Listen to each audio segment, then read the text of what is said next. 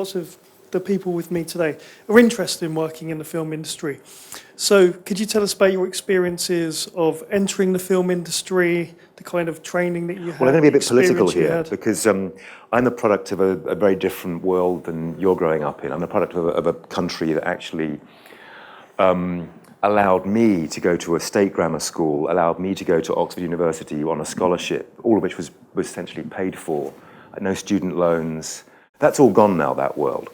It's much tougher to get a good education in this country than it used to be, and I think that's a terrible disgrace on my generation, our generation, to inflict upon students a very different kind of way of growing up than I had. I was very lucky, and I look back on this now. I went to a state grammar school. I got to Oxford through taking exams, and on the back of being at Oxford, I was very interested in films and filmmaking from a very early age, and was devoted to doing that. When I was at Oxford, I won another sort of scholarship, if you like, to go and get work experience at London Weekend Television, which was a local London TV station at the time, and made myself useful. There was like an intern, essentially, photocopying and doing research for directors, and generally sort of making myself useful and having an eye on all that was going on around me.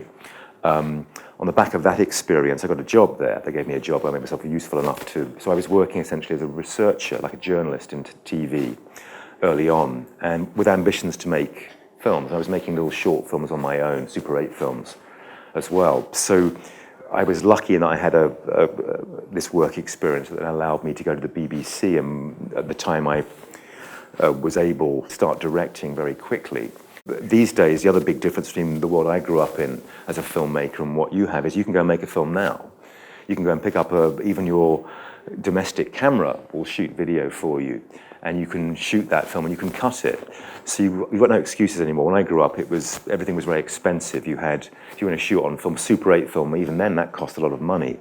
So you're in some respects, you're in a better world for getting experiences if you want to be filmmakers or work in the film business. Have you got any advice necessarily, even as an established filmmaker, about getting your film out and getting it seen by the public? Well, make it good.